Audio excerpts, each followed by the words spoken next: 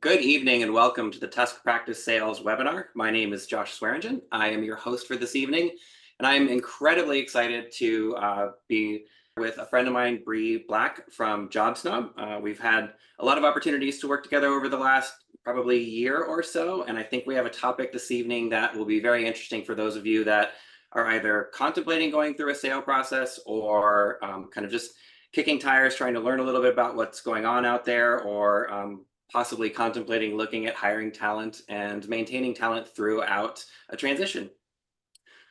Just to give you a little bit of background, I've been in healthcare, mergers and acquisitions, and executive leadership for going on 20 years. Nothing too terribly exciting in here, but I've had a great opportunity to meet a lot of people, work in multiple verticals, and I'm very happy to be in the medical aesthetic space today. Our organization really focuses on healthcare mergers and acquisitions, focused on sell-side representation. So we look out for practice owners out in the space, and we try to make sure that you find the right partner at the right valuation, in the right transition for your business, your team, and your patients.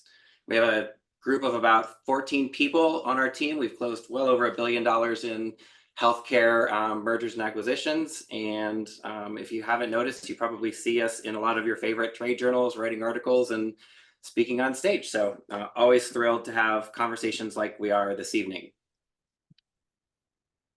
At TUSK, we bring a pretty significant amount of investment banking and healthcare executive leadership experience from a myriad of companies all over the country, ranging from small private practices, group practices, and regional practices, all the way up through large Fortune 2, 3, 400 companies on both sides. And this evening, joining me is Bree Black, as I mentioned earlier. Very excited to have her. Bree, welcome to the webinar. Would you like to introduce yourself and your organization? Sure. Thank you for having me, Josh. I'm excited to be here as well. As you know, I'm one of the two founders of JobSnob. My business partner, Kipper Doty, and I met when we were with Allergan, actually, on the facial aesthetics team. Gosh, 10 years of experience in sales, that should probably be closer to 20, but 10 plus in aesthetics, although I'm flattered. But yeah, Kipper and I were working in Beverly Hills as business development managers, selling the Botox and Juvederm portfolios. And prior to that, I had been in the Northwest. Kipper was in Dallas. We had worked for a few different companies along the way and held a variety of positions. But it was really our experience with Allergan that led us to start JobSnob. And we realized that regardless of where a practice was or the specialty or what the strategy was or the number of locations or the revenue even, they were always sort of faced with this challenge of staffing and finding good people with experience in aesthetics. And they were always leaning on the reps. We decided to start JobSnob, and in 2019, we were able to quit our corporate jobs and pursue it full time. Now we have a team, we're nationwide, and everyone on our team comes from medical aesthetics. And I think that's something that really is a differentiating factor for us. That means they've either worked in a practice or multiple practices, or in some kind of consulting or sales capacity. And we do, not only concierge recruiting, as we call it, which is a very white glove type of service. We focus on injectors, providers, estheticians, practice managers, medical directors, really, you name it, all the way up to C-suite level hires. And as I mentioned, we're nationwide. We also have a job board that's specific to medical aesthetics, and that's a self-managed job board similar to Indeed or Monster. And then we also offer some acquisition matchmaking services, as we call it. We have some data products on compensation and some other practice resources as well, all on our website. So you built out quite an impressive arsenal over 5 years, it sounds like. I'm still working on it, but yes, we're trying to fill the gaps for sure. Well, it's funny. You and your partner must be two of the smartest women in aesthetics, because about 5 years ago when you started Snob is right around the time that the industry absolutely exploded in growth and everybody was looking to hire at that point in time. So, and that's only continued and gotten more and more relevant over the last couple of years. Yes, that's definitely the case. As I mentioned, we have our job board, which we really have positioned as a great option for the less experienced or roles that don't require the same skill level as, let's say, a provider, which we strongly recommend using our concierge recruiting. If you have medical assistant or front office type roles, those do really well on our job board.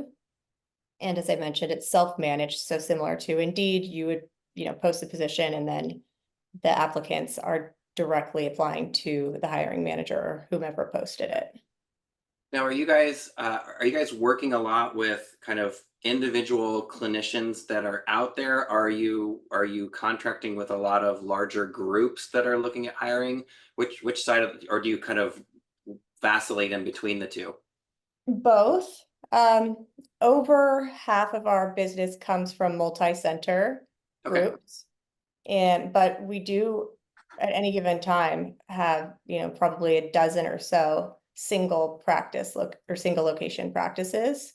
And that's anything from, I'm a nurse practitioner. I started my own clinic last year. Now I'm getting ready to hire my second provider to, a very well established plastic surgery practice and med spa who's looking to, bring on someone new. Well, that kind of leads me into our topic for this evening. And one of the things that I wanted to bring Bree on to talk about was what staffing looks like in today's kind of age in the marketplace today. Obviously, we're seeing significant wage increases across the board in every single industry. And that is certainly mirrored in the healthcare space. But I think one thing that's relevant for those of you that would tune into a webinar put on by TUSK is it becomes a topic of conversation very, very quickly in the transition world. And the reason for that is when when you have a nice cohesive family and you are operating a small business, and everything is moving smoothly along, there aren't a lot of surprises in the space, and you can generally maintain staff, and the P&L is yours to manage, and you can really do whatever you want to bring on the team that you're looking for. But when you move into a space where either you're looking to sell, so you're kind of trying to maximize some of that profitability ahead of a sale, or you may be in a transition where there may be some unknowns and you may have a staff member leave, and we do everything we can to avoid that, and so do all of the purchasing people, but or all of the purchasers. But in situations like that, there are invariably moments during those processes where there's going to be a conversation with a team member who may be looking for a raise, or who may be looking to move careers or move to another competitive organization or something like that. So being armed with some of this type of information walking into this process will help you plan ahead for potential issues that might arise in the transition process. And I think that's what we kind of want to dig into a little bit this evening. So just to step back a little bit and talk a little bit about some of the consolidation that has occurred, I think that it bears noting that we're relatively early on in the medical consolidation phase within medical aesthetics, and that's consistent between plastic surgery, med spa, and even in the derm space. If you look at other verticals, your traditional medical consolidation, which would be your primary care physicians and your hospitals and things like that, it's largely consolidated about 85%. And most of that consolidation is centered around the university systems and the hospital systems. And almost every medical business out there falls underneath one of those two umbrellas. And if you move up and you start looking at dental consolidation, that's around estimates of anywhere from 30 to 40% consolidated. That's moving relatively quickly, and we would likely see that in the 50 to 60% range over the next 5 to 10 years, but certainly training medical. And then if you look at medical aesthetics consolidation, this number is an average of all three: dermatology, plastics, and med spa. But I will tell you that dermatology largely weights that on the higher side, and med spa and plastics really are closer to the 3 to 5% consolidated. So as much as you've heard on webinars and at all the national meetings and things like that about private equity and consolidation and things like that, we are still very, very early on in this process. And so having a good understanding of how it operates is fantastic for you as an owner and prospective seller down the road, because it provides you with the timeline to really build your business and turn it into something that is a highly valuable sellable asset at some point.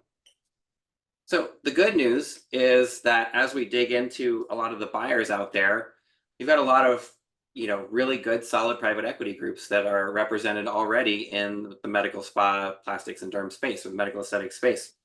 And I think that whenever you see an industry that is as young as this one within a consolidation phase, you invariably have a lot of good actors and bad actors. And when we're looking at the prospective buyers out there, we're really digging into who their capital partner is and who's writing the checks behind the scenes. And because a lot of these groups, and this is just a small like example of several of them, a lot of these groups have had a lot of opportunity within other medical spaces, behavioral health, dental, things like that. And we've worked with many of them on multiple occasions, and they're now moving into medical aesthetics and represent some of the brands that many of you are very, very familiar with. So I think it's really nice to know that this early on, there are some really, really good buyers out there that are providing really nice valuations, doing a really good job taking care of patients, taking care of team members, and providing owner operators with an off ramp that can really create a tremendous amount of long-term value for your family. I'd love to add something here, Josh. Yeah. Just from our perspective at Job Snob, we've also had the sort of unique, I will say, experience of working with practices and working with some of these big players on the bottom, and getting a chance to see this sort of before and after a transaction occurs. Yeah. And luckily, the ones that you have listed tend to do a pretty good job in terms of retaining staff and making sure that everybody's happy on both sides.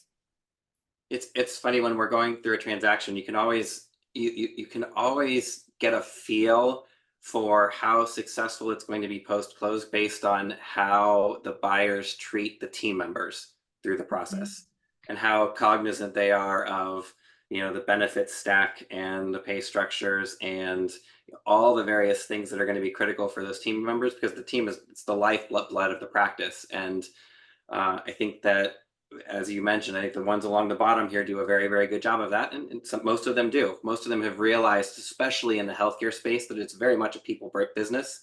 And that really, really starts with the team members and how they take care of the patients. Absolutely. So. So as we kind of get into the meat of this, and we'll have a little bit of back and forth with Bree and I think when we're talking to prospective sellers and we're looking at valuation, there are some really significant factors that can impact the exit value of your business. And for purposes of this conversation, we're really going to focus on three. And the first one is provider revenue concentration. This would be um, generally termed key man risk. And the second would be patient retention and loyalty. And then the third is provider turnover and staffing stability within the business. And these are all things that are measured by prospective buyers when they're looking at valuing a business like yours. So we're going to talk a little bit about assembling the right team, key man risk, and fair market value compensation. Bree, do you want to kick us off on this one? Sure. So, I mean, from our perspective at Job Snob, we often come across practices when maybe they're just starting to sort of think about the future, maybe 5+ year plan, three to 5 years often, and they haven't really considered what it will take to position themselves in a positive light with a potential buyer. So, I mean, in terms of assembling the right team, I cannot say enough, and I'm sure you will wholeheartedly agree, Josh, that especially in this business where you have people generating all of the revenue in the Mhm. practices or the clinics, the right team is everything. And that's one thing that you will see consistently, regardless of who the buyer is or what they're looking for. Yeah. And part of that comes from, not just the overhead, which everyone's going to calculate during the due diligence phase, but also, how can you grow that team and also retain them? When you're talking Okay. to prospective employees that you're looking at placing, how many of them are asking questions like, what are my growth opportunities within this business? What are my opportunities for advancement? And those types of questions. I mean, 100% of the good ones ask that. Okay, good, So, I great. mean, I would, if, especially if this is a revenue generator, I would be concerned if somebody wasn't looking to grow. Mhm. You don't want them to grow and then, open up a competitive practice across the street, but hopefully someone who wants to grow with your brand. Yeah, for sure. Um, but the key man risk is one that I think most often we are surprised that owners don't realize is going to be a potential negative factor. We get a lot of, there's a lot of egos in medical aesthetics, and I think the providers and the owners who work in this industry are aware of this. But a lot of our owners who are providers themselves have built a really successful brand on their name, and Yeah. their name is the brand, and they're generating, millions, if not tens of millions of dollars of revenue with their name on the sign.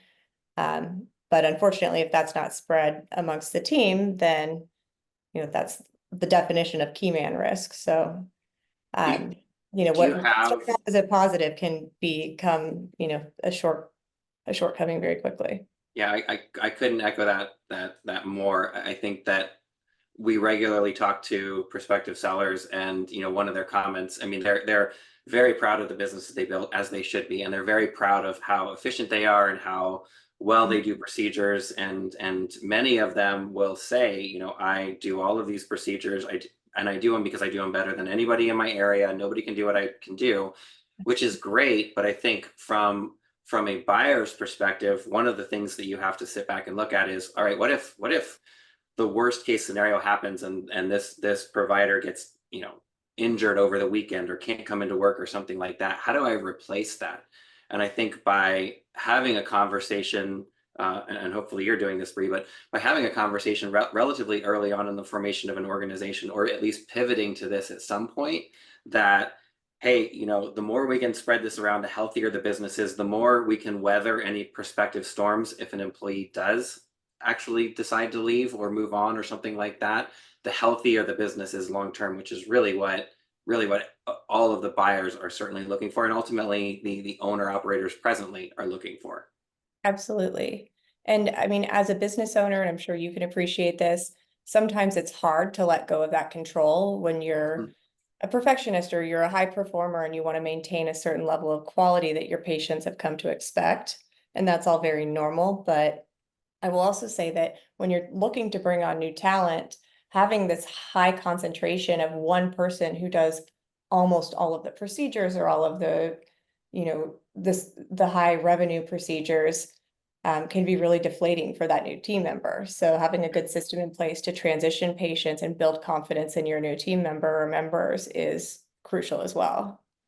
Do you when you take on a client, and I would think this would be more relevant if you're working for kind of a larger group, do you help them restructure some of those types of things to make it more efficient in bringing on providers, spreading out some of that risk and some of that production? Yes, if they're willing, we certainly do. We're working with a really great practice in the Dallas area right now, for example, and got this exact situation happening. She's generating a ton of revenue, and on paper, this would be the ideal practice for Mm, any buyer if she didn't generate 90% of the sure. revenue. Yeah. And she wants to sell. So right now we are looking for one or two people who can immediately start to take over some of that patient load and continue to build on their own. And I think she'll be, probably 9 months in a much better position than if she were to try Great. to go now. That's actually great to know. I didn't know how much you got into kind of that human capital consulting, but that I would imagine that's incredibly valuable out in the space.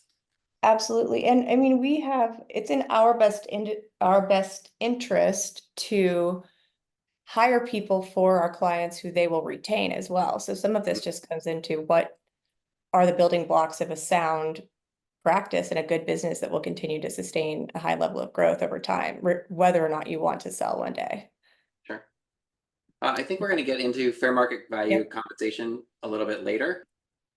So Bree, do you want to kick us off on some of your kind of hiring and retention strategies and how we can look at this and unpack it moving forward? Sure, absolutely. Well, concierge recruiting really at JobSnob is still the foundation of our business, and that is essentially an investment in human capital.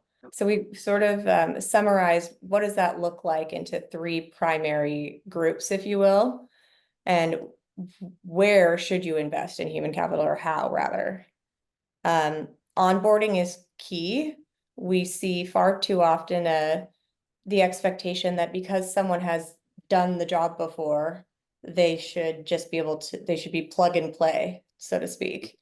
And that, regardless of the talent you're bringing in and how tenured they are or where they've worked previously, it's absolutely crucial to make sure they understand what their expectations are, making sure that they feel like they have the support that they need and that they're given feedback to, improve and or continue to do what they're doing well.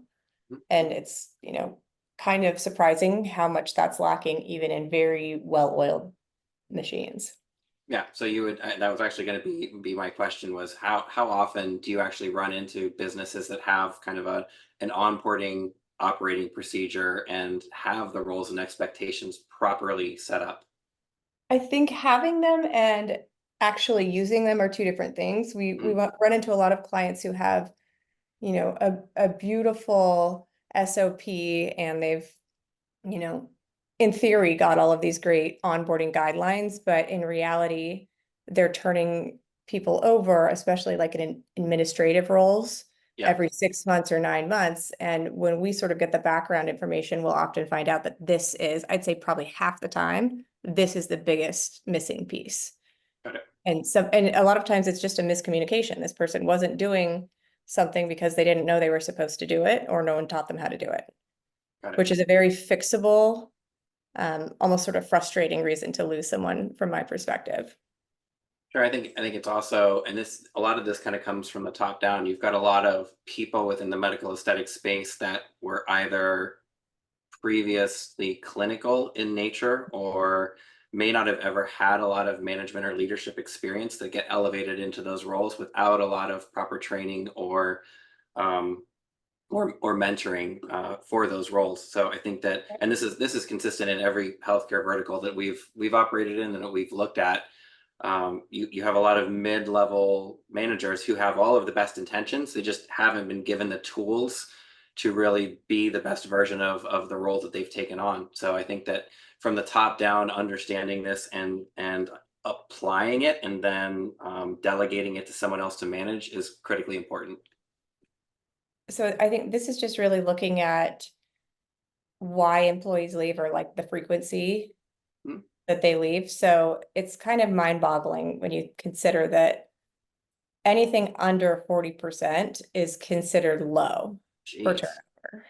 that's unreal. Um, and only 20% of employees who leave are leaving for compensation as their primary reason, which I think there's also a misperception out there that so much has to do with that total number that someone's earning. Yeah. Um, Do and do then you the third, oh, go ahead. I would say, do you have any insight into the other 80% of the Oh, employees that are yeah, leaving? absolutely. I think that one of the slides that we're talking about in a few minutes Okay. might touch on that, but it really has to do with the other um, room for growth, Mhm. feeling valued and heard, and having, a clear path for training and continuing career development, Mhm. and then the culture. Got it. Interesting. Uh, but the third one for me is exciting because of my role as a recruiter or as a recruiting agency. But no, I kind of say that in jest. But that's the most shocking to me, is that at any given time, half of employees are at least passively open to Yeah. new opportunities. And we'll get questions all the time during an intro call with a new client, well, um, are you going to try to poach people from my competitors or from other practices? And our answer is always no, if But we present people with opportunities. Yeah. And if they choose to come over, that's on their current employer. If you can't Yeah. steal the willing, if that makes Yeah. sense. So No, if it someone's makes perfect leaving, they sense. need to, or if they're losing staff, someone needs to look at their own operation versus that person or who quote unquote stole them.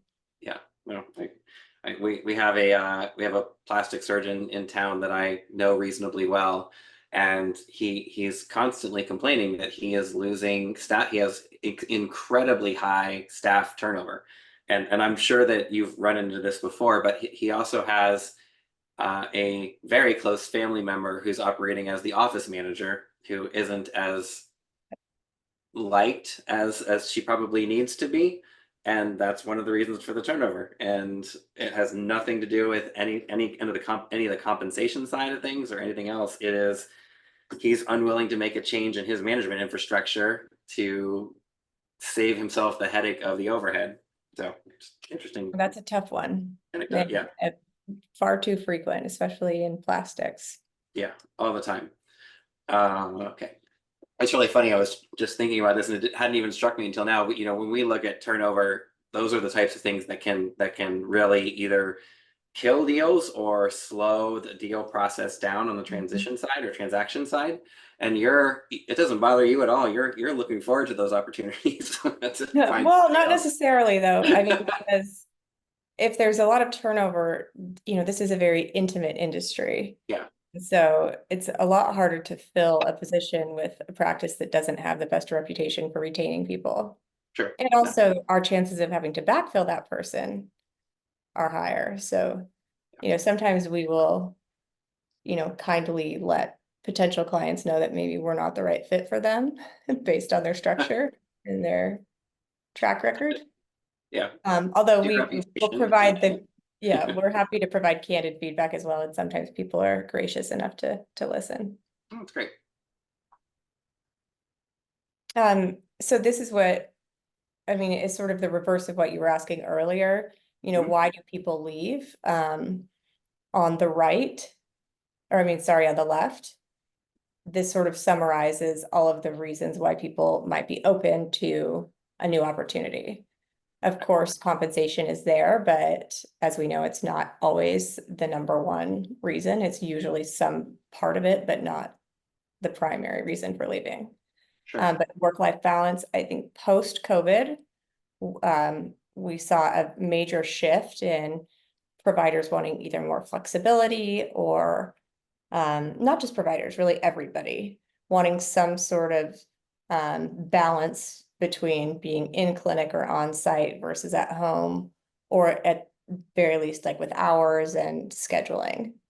Um, benefits, especially in the med spa space, I would say maybe 5, 7 years ago, it was less common to see a small single location med spa offering a really comprehensive benefits program, including, healthcare and like 401(k). Mhm. And now I would say we see it more often than not. Got it.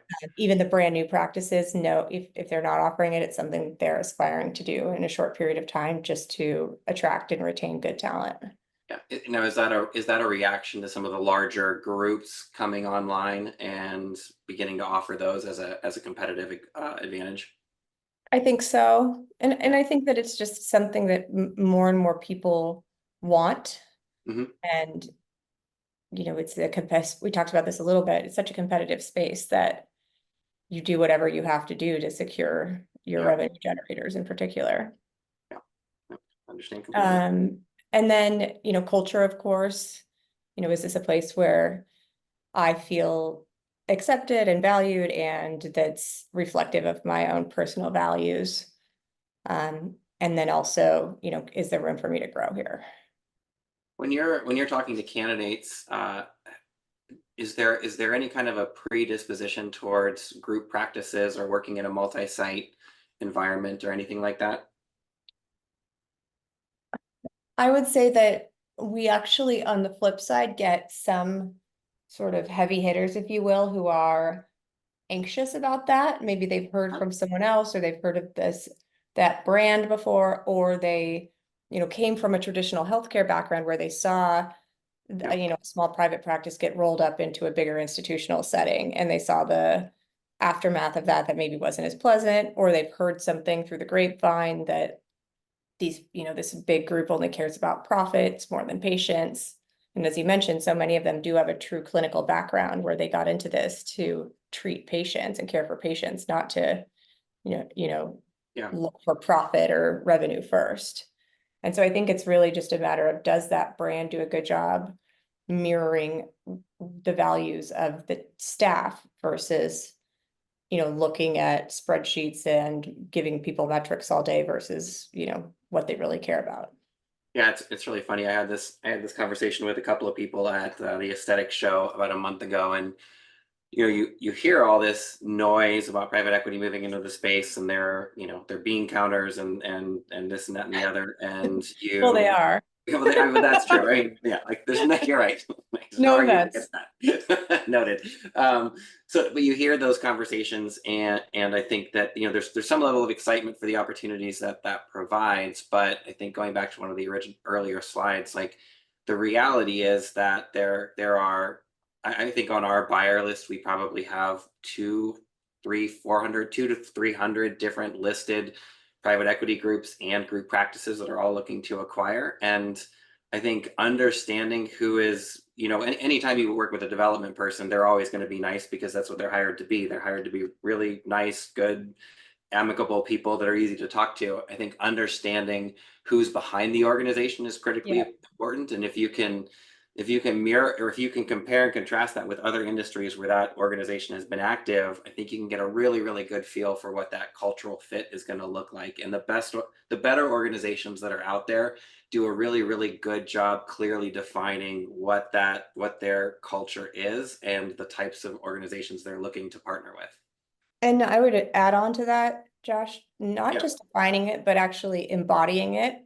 Yeah. I think that if, my advice to your potential sellers would be, ask the questions and then ask for examples of what happens after, and talk to people who've been through Yeah. it with that particular buyer. I mean, we do a lot of sort of matchmaking, as you know, with buyers and sellers, and we get call after call of a group telling us how they're different than everybody else. It's almost like comical, where it always starts off talking about how they're different. And really, I mean, at the end of the day, what they're looking for is exactly the same. And they might Right. very well be different, but to me, the proof is in the pudding. It's not, what's in your deck, or, how nice you were at dinner. It's, Right. how do you treat people after the transaction has closed, and what is the growth and all of the sort of aftermath 1 to 5 years down the road. Yeah. And I For think sure. that's very telling. Like, what is your retention before and after of your key staff members? That's a huge consideration that I would make as a potential seller. Yeah, I completely agree. I had a really funny conversation. This was about a week ago at a conference, and I had a conversation probably 2 years ago with this brand new group that had just sprung up, and the seller was sitting down and he was telling me all these wonderful things that they do and how they're different and how their deals are different and this and that and the other. And I very distinct, and I wasn't trying to be curt at all, but I was just trying to give him constructive feedback. And I said, listen, every seller or every buyer out there has this pixie dust that they just sprinkle all over everything, and they think it makes it look perfect and different and unique. And the reality is you need track record, and you Mhm. need to actually live in it, and you haven't been formed long enough to know. And he came back to me, that was 2 years ago. He came back to me a month ago and he said, I've thought about that comment for the last 2 years. He's like, we had pixie dust for the first 6 months and I sprinkled it on everything. And now I really understand we are different. So I thought it was funny. That's great to hear, though. Yeah, it's like, And there yeah, are it's a good some thing. out there that really are different. Yeah, there are. To me, they're more of the exception as far as, what I've seen in the Yeah. limited, transactions that we've been privy to.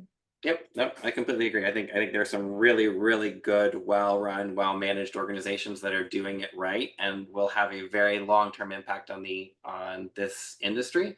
And I think there are some that they're looking to come in and they're going to make money, and their sellers are probably going to make money, but there's going to be some carnage along the way. And the key is avoiding the latter. Mhm. So, and then human capital development. Yep. So the second one, after onboarding, we identified was career development. So how do you continue to keep someone interested and happy and offer them the growth that they're looking for, even if they stay in the same role, like, someone who's an injector or a provider or an esthetician, it's probably not going to become, a senior executive in your greater organization. But how does that person stay, you know, engaged and fulfilled in their current role? So having a mentor or a coach or somebody who they can lean on or that they admire within the organization, if possible, defining those career pathways during the onboarding process, ideally. Um, we are big on performance evaluations. This is another thing that a lot of people talk about, and it's sort of a great intention that's not often followed through on. But people really like to know where they stand, and that doesn't mean punitive necessarily. It might be giving someone something to work on as well as all of the great things that they're doing to succeed in their role. And then creating smart goals to help develop those areas that are opportunities. Now, do you help some of the organizations you work with these? I mean, this is pretty high level human resources development. Are you partnering with them as you're bringing team members on board to help them accomplish some of these? We don't, we sometimes will consult on these areas a little bit. It's Okay. really, we offer a new hire resource kit that gets Oh, into, cool. this is all taken from that, and it gets, if Kipper and I developed it ourselves, it took a long time, and it's based, specifically on experiences with medical aesthetic practices. Mhm. Um, because I think a lot of the resources out there are for businesses that are structured very differently or for like medical type of practices, traditional medicine. So our new hire resource kit is a great place to start. And then we also refer to some other consultants who really do kind of specialize more in staff development and That's efficiencies. great. And then the third area is just how, so you've done these things, you onboard someone successfully, you're helping them grow, and now how do you retain them? And I Mhm. mean, these seem like, pretty basic factors, but usually one or two of these being overlooked is enough to lose someone good. Yeah. So not providing communication, so much could get lost in translation or just the lack of um, having open communication. Recognizing people is huge. I think there's everybody likes to be recognized, and that might be a different, but understanding how people like to be recognized, whether that's in front of their peers or financially, or just a handshake from their direct supervisor, or a special coffee or night out with the team, but just understanding what people need to feel valued. And then Mhm. um, autonomy is huge. This is one that we hear about quite a bit. If somebody, go back to that like model where you've got one provider or one owner who's got a lot of control and their intention's good, they want to maintain a high level of quality, but sometimes that comes at the expense of their team's Yeah. empowerment. And people who feel empowered and are given autonomy stay. They feel valued. They feel like they're contributing to the greater organization, and they stay. I mean, there's a lot of data on this, not just in medical aesthetics. Mhm. Teamwork is huge. That seems like a given, but we will see um, big successful practices that almost unintentionally pit their providers against each other, where like, you're almost competing for who's the number one producer or whose patient is this, who actually sold this package versus, we're all here together to Yeah. build this, and rising tide raises all ships, or however that expression goes. I'd say being collaborative versus competitive is huge. Yeah. We talked about career growth and work life already. Surveys, feedback just goes back to communication. Get feedback from people, ask questions, and they usually will tell you how they feel. And then have people in leadership positions who embody the culture that you're trying to build. So we run into this a lot, and this is a little bit more probably obviously everything that you're talking about is how do we retain these people for the long term. As it pertains to a transition process, do you have any do you have any suggestions for keeping your key talent through a transition, how you should communicate with them, potentially how you should incentivize them? Yes. So in the first half of the question, I think one of the mistakes that I've seen on several occasions is the um, sort of inclination to keep people in the dark, thinking that I'm going to create this panic or this uncertainty is going to cause a mass exodus, when really it's the opposite. And most of the time, the sellers who we've worked with at least are their intentions are good and they do truly care about their team and their staff and their baby, which is their business and its future success. So their goals are aligned with their team members' goals. So being transparent, at the time where it's appropriate, of course, without disclosing anything that's, where it wouldn't be, Sure. I think is huge. And then I've seen some really successful transactions take place where you've got key players who end up with a little bit of equity or something. Uh-huh. Um, so they have some skin in the game too, and they feel like even if the owner didn't necessarily have to do that or wasn't contractually obligated to, they, maybe give them a little bit of equity or some sort of profit sharing or other incentive to keep them engaged and feeling valued. And they're primarily identifying kind of the key drivers in their business and saying, you're important for this, so we're going to give you.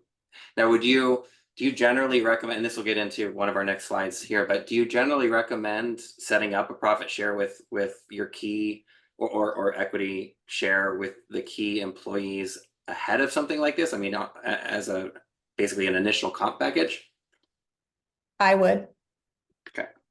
I've seen what happens on the flip side when you lose someone important, and it's not just the revenue drivers. It could be a very influential and loved manager Hmm. even who leaves and then three people follow her or him. Right. Got it. And the potential risk of not doing that to me is too high, where I would do what I needed to keep people happy. And also it alleviates fear, because you can tell someone 100 times that we're going to retain you. In fact, you know, it wouldn't make sense not to Hmm. retain you. Like, we need to retain you in order for this business to continue the way it is. But I think there's always an underlying fear when something changes. Yeah. So it also gives people peace of mind that not only am I going to continue to have a job, but I'm being actually rewarded, or I have future growth opportunity because of this. Got it. Um, I mean, this touches on what we talked about earlier a little bit, but it's not just compensation, but it's when you survey practices and employees, compensation and culture are always among the top concerns that are listed, not necessarily one and two or one or two, but they're always among the top, no matter how large the pool is or where you go or who you ask. Got it. So just, well, I said earlier, compensation isn't usually the number one reason people leave. It's usually part of the equation. Mhm. And then culture is almost always, a make it or break it. We have some practices that are sort of well known in the industry where they pay like 25 to, I don't know, 40% above market. Jeez. And it's because they have Kind of to. terrible places to work. Right, exactly. I'm not even kidding. And they're like kind of well-known successful practices where they probably do great work Yeah. objectively, but Right. they're such a nightmare like place to work where they have to pay people so much just to retain them. Got it. And these So if employees you're an come out like employer, wounded. so if you're an employer and you're paying well over market for your team members, you need to start asking some questions. Yeah. Got it. Well, and then there are the ones who are paying well over market because they just don't know that they're doing that. Sure, They're sure. wondering why they're not thriving. Making any money. Right. Got it.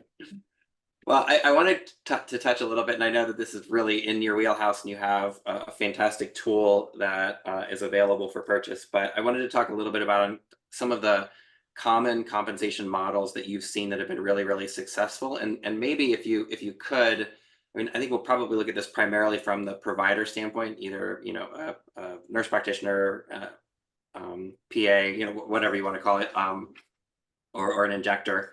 or I guess an esthetician as well, depending on the state that you're in. But if you could kind of give us some best practices for building out a comp plan that will kind of entice that top level talent and bring them in and keep them happy, that would be great. So this comes from our Med Aesthetic Pulse compensation data. We have a data product that we now sell at PDF version. It will eventually be an interactive platform, but right now it's a quarterly sort of suite of products, if you will, that are nationwide. It's based on, I think about, gosh, 2 or 3 thousand records right now, and this is all taken Gosh. from people that our recruiters have screened, Mhm. um, or from people who are JobStop members who have joined our site and have, of course, anonymously disclosed their compensation Sure. ranges. So we're compiling that data and providing benchmarks and trends, comparing different regions and different positions. We have it for 5 positions or 6, I believe, right now. Okay. The injector is sort of the hottest topic, but we also have practice manager, PCC, esthetician, front office, and front office slash reception and medical assistant data out there. So all worth checking out to get more information. And we'll Okay. continue to update those quarterly with more and more information as we get feedback from people. But by far the most common compensation model we see and that we hear that people are being paid regardless of the region is hourly or salary plus commission. And with providers, it does lean heavily on hourly plus commission. Commission is a very tricky word because of the different legal parameters in some states. So I'm using it loosely, but really I would say hourly plus some sort of performance-based incentive. And, have your attorney figure that part out. But you're Understood. essentially, rewarding people based on their productivity. Got it. And is that Um, usually based on is that inclusive of kind of products that are sold and packages that are sold and yep, all of that kind of stuff, or overall, or do you have it broken down that granular? we do. Our compensation data reports don't right now. Yeah, it's Yeah, pretty hard to standardize that information sure. because there's not only different commission levels for different kinds of procedures and products, but then there's also gross versus net. And the way that those can be calculated. And then there's tips or no tips, which we're starting to collect and publish data on as well, which is a very hot topic and state dependent also, Yeah, but can make a real difference for people's, you know, total earnings for total sure. earnings. Yeah. Are you seeing a Um, movement away from tips, or are most organizations still allowing them? that it's very geographically driven. Okay, So I mean, interesting. I'm in California. I don't believe that's legal here. I I've never had, in my probably hundreds of aesthetic procedures at this point. I can't imagine like my plastic surgeon giving me a 20% tip, screen when I'm walking out after spending thousands of dollars. But Right, but I right. mean, in Texas, you very well could, even at a reputable med spa, after you just spent 1,200, $2,500 on procedures. You might Gotcha. not tip that 20%, but I think that that's just kind of the standard in a lot of med spas. We don't see it. I mean, derm, absolutely not. It's rare. I'd say plastics are pretty rare, but med spas. And Okay. part of that's the SD, the esthetician treatments. It's more common. Yeah. And sort of in that like spa, non-med spa environment. So some of that spills over. Yeah, we've seen that here in Ohio a good bit, where the actual injectors don't receive tips. They have their compensation plans are all over the place, but they don't receive tips, but the estheticians will still receive tips. So it seems like that's how they're bisecting here. Like, is it So, is the procedure medical in nature or not? right, right. But Yep. then in some states, estheticians can even inject or, you know, more commonly operate energy-based devices, even like Yeah. some of the more invasive lasers. I think So, that's I think you bring up a really interesting point. I think that's something that we're going to see change a lot over the next few years. I think that anytime you have large aggregators or buyers moving into the space that are, especially if they're crossing state lines, there tends to be some sort of a standardization of the yep. regulatory environment. And I'm certainly no attorney, but I think we will start to see that happening over the next several years, where it's going to be a little bit more standardized from state to state, which will be great for some people and probably not great for others. But I think that'll be very interesting to keep tabs Yeah, on. that's a good point. And the industry will adapt. The Yeah, people who think it's not going to be great will figure it out. I mean, there's so much growth to be had and so many different procedures and products and novel um, entries into the market every year that yeah, they'll find something else to offer. yeah. That is interesting. Okay.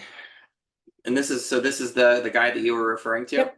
Yep, our Metastatic Pulse report. So we have national and regional data by role, as I mentioned. We have a lot, I mean, there really isn't a large data set like this in the industry. There are a couple other smaller reports that are published annually, but they're usually about a year outdated, and then they're a small sample of like maybe 1 to 150 or 200 self-reported. Got it.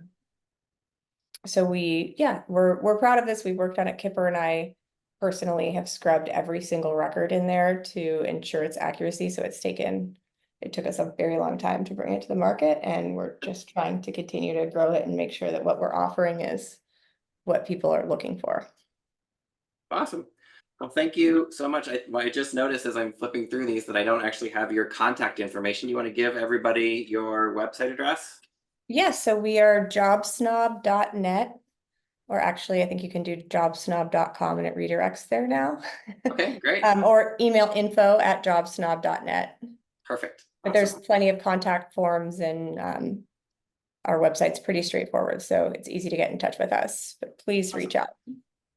Absolutely. Well, thank you for your time. I appreciate it this evening. For those of you who may be interested in a practice valuation, whether that's at the front end of this process, or maybe that a transition is a few years out, we can give you a really good barometer to measure off of and give you an idea of where you are today and then potentially where you want to go in the future. So you can reach us at tuskpracticesales.com. My name is Josh. Thank you again for joining us this evening, and have a great night. Thanks, Josh.